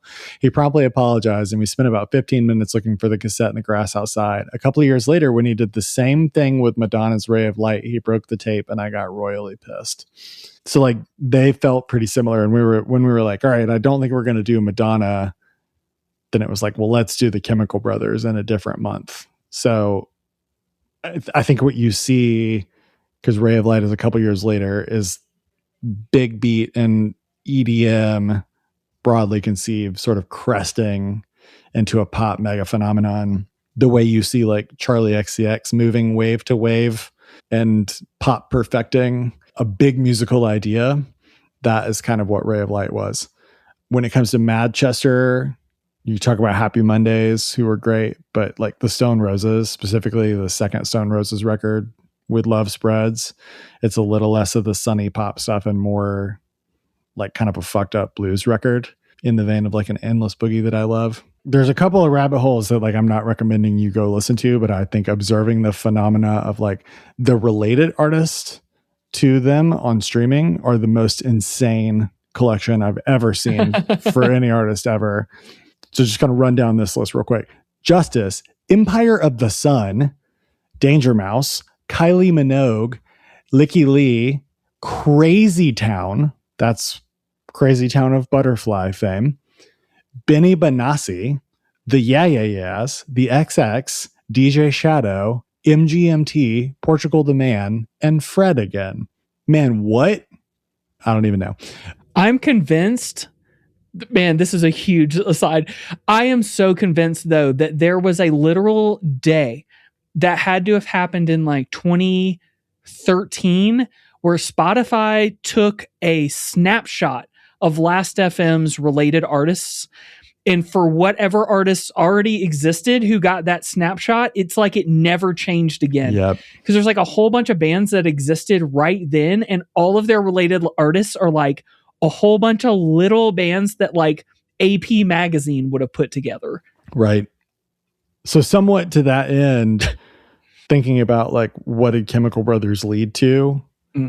I was thinking about early 2010s mashup culture. Like Chemical Brothers 1000% led to Girl Talk and that sort of phenomenon of doing it in a more Andy Warhol type of way, like winkier layering. Then I thought about Skrillex, and specifically him working with everyone from Rick Ross to A$AP Rocky, and the A$AP Rocky and Skrillex song being in harmony, Corinne's Spring Breakers, and Spring Breakers being very much a spiritual descendant of whatever was happening with Chemical Brothers. By the way, there's a Dawson's Creek episode where they all go to a rave and they're playing rehashed Chemical Brothers songs that were like 5 years old at this point. So Spring Breakers feels like a bad acid alternate universe version of that Dawson's Creek thing happening. I mentioned Diplo, and I'm specifically thinking stuff like Jack U and the work with Justin Bieber, like Marshmello, Steve Aoki, Party Favor, Carnage, all the sort of weird American dubstep and all that stuff that you might love or hate or have been like WTF the whole time that was happening. Chemical Brothers is upstream from all that. So I think it's worth observing because like that was such a weird cultural moment, but it does have a predecessor in this. The two things that I'm like, I actually think is fun to go check these out. One is like, do you remember in the 90s how big remix culture became? And like a weird remix would be a way to get you to buy a movie soundtrack or a CD single or whatever. It doesn't really exist that way anymore. And I think it's partly because it's like harder to track in a streaming playlist or whatever. It's not as easy to get your claws into a thing because they were such specific physical artifacts back in the day, and they're not anymore. They just don't get served up as easily. I think they were like a highlight of 90s high weirdness. And there was just so much money in the ecosystem going around that like, that's an easy way to make more money, create more product. And that's not really how it happened in the dance world, but I think it bubbled up to pop culture because of that. So like they remixed Primal Scream's Jailbird back when they were still the Dust Brothers. They remixed The Prodigy's Voodoo People. They remixed Method Man's Bring the Pain from Takao, which I had forgotten about.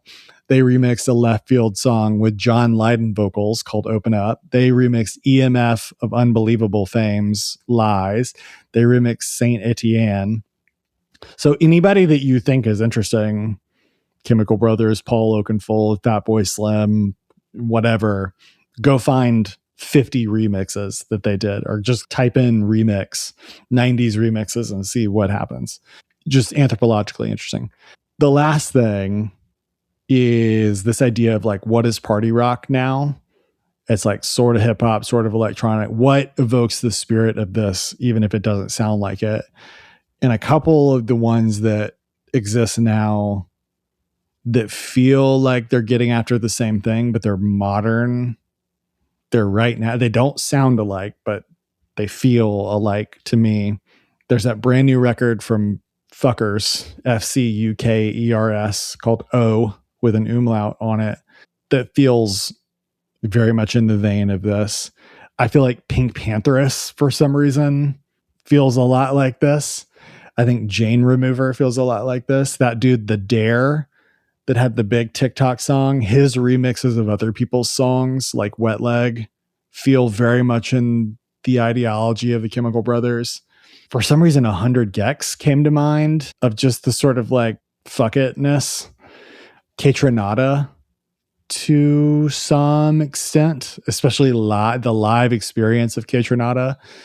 But the number one, and they're not alike at all, the number one thing that this reminded me of was Angel Dust, was the punk band Angel Dust. And that they're going after like kind of a Lemonheads, but also they're calling themselves very aggressive music. It's just like, there's a guys being dudes thing, and they don't know how to classify what they're doing. So they use sort of ridiculous terminology and posture and whatever.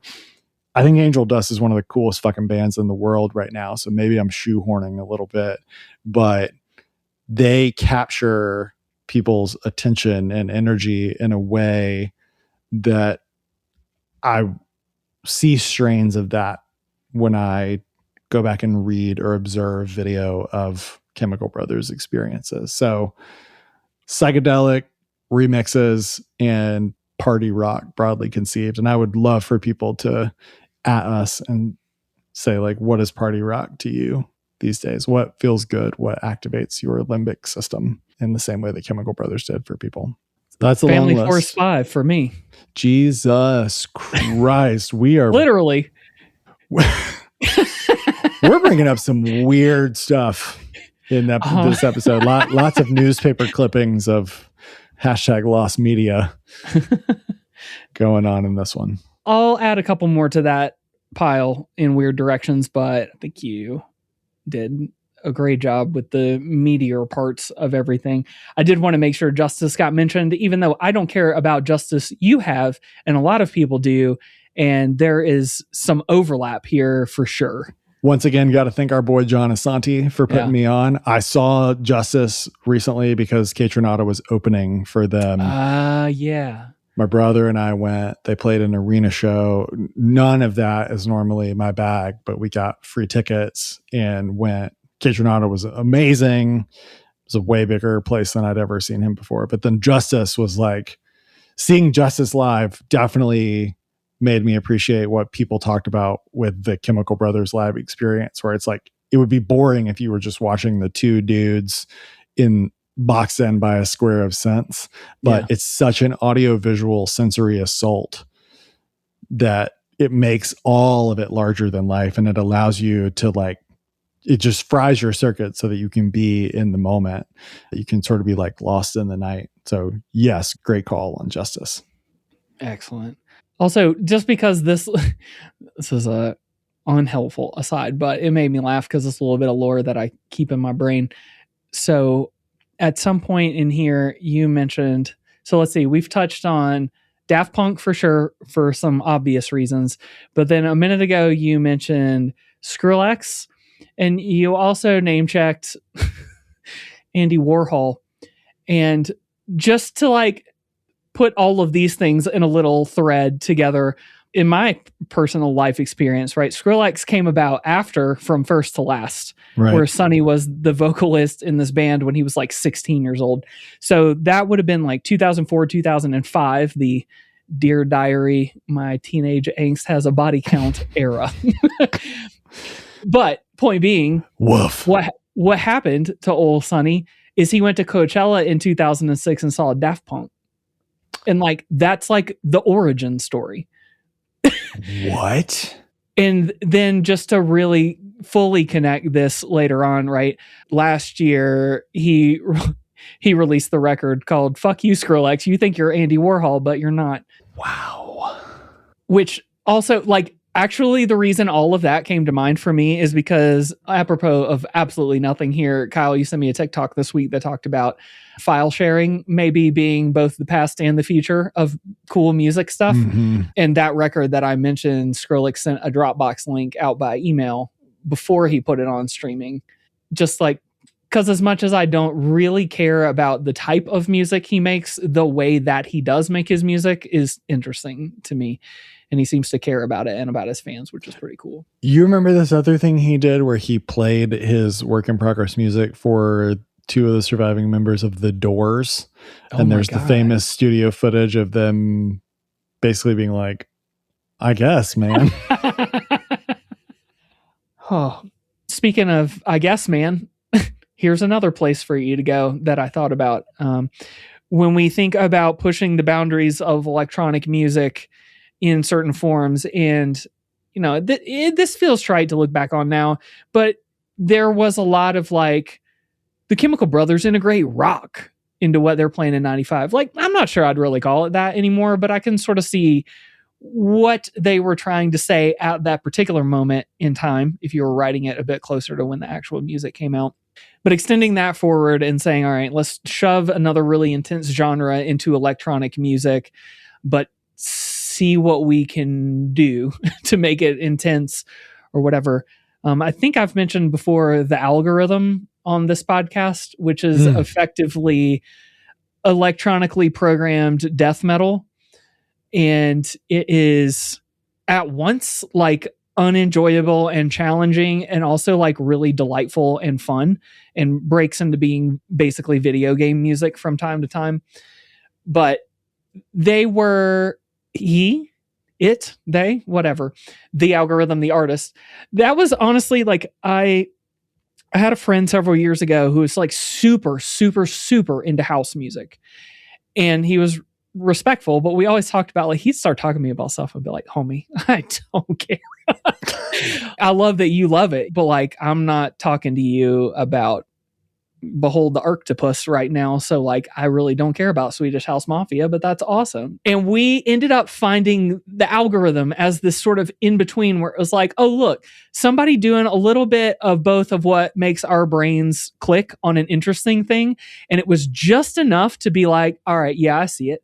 Like I can see the chaotic beat making in public in a really loud speaker system. Like, I kind of get it. It's attacking my senses, but I see it, but I need some like complexity, and the algorithm brings a lot of that forward. So I don't know where you'll go if you go down that rabbit hole after that. There's not a whole lot there. Frontier. Yeah. You're going to have to loop back towards one of the genres to begin with, but yeah, I think that's a pretty cool and challenging aspect to go in. Frontier or Tiesto. Yeah. Yeah. Just noise core at that point. But to that end, like, so a few other softballs I think that are worth saying out loud, but that touch on different aspects of what Chemical Brothers did overall and on this record. I mentioned them earlier, but Bad Bad Not Good, mentioning them again because of the remix proclivity, which you mentioned a bit earlier, right? The interpolating songs that don't always feel like they belong and doing them so well that you become famous for it. Yep. They just do it with instruments instead of synths and hardware. Similarly, probably the most obvious things we can say, but needs to be mentioned directly. If you're enjoying more of the second half of this album, Portishead was one of our earliest episodes, and you can listen to us begin to struggle to talk about how much we should talk about that record. It's still an awesome one. And speaking of records that have become like much more played since we talked about it, Portishead's definitely one of those. But also I'd put Massive Attack down on the chiller end of this stuff. Yeah. Feels fairly obvious for people familiar with this genre, but if you're a little bbit more like us in some regards, and some aspects of it may be obscured, Massive Attack and Portishead are both the down-tempoed, good, you can go listen to this and enjoy it avenues. And by the way, another Cocteau Twins connection. If you listen to Massive Attack's Mezzanine, the famous track Teardrop with Cocteau Twins singer on it. Yep. So a lot of places to go, both musically and like sort of spiritually, from what they did here, which is cool. Again, like just being honest, I found more spiritual goodness here than I expected to find when I started digging. And that's cool. I wish that would happen with people more often. But I'm working on it. It's nice that they're not trying to do too much, piss off the snobs, have a good time. In lieu of a better idea, I do think we could close out with Robert Christkow's review. Oh my God. Right. I was just thinking it's so good. Do we give the Dean of American Music Critics the final word? Yes, I think we do. So, quote, "They won't convert you because their main interest is pleasing you.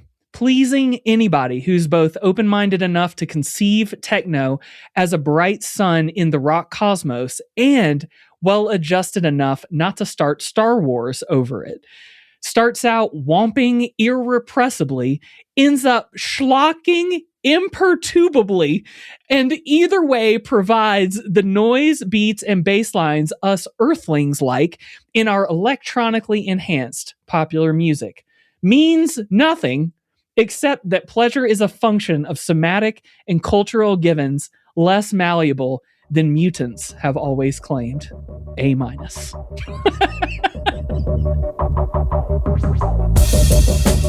Go to tunedig.com for your chance to win a free vinyl copy of the album we just covered. And follow us on Instagram and Twitter for even more info about the album, including playlists, links to interesting articles and videos, and even some stories that didn't make the episode. Most importantly, though, please support your favorite local record store or concert venue or buy merch from a band you love. Thanks for listening.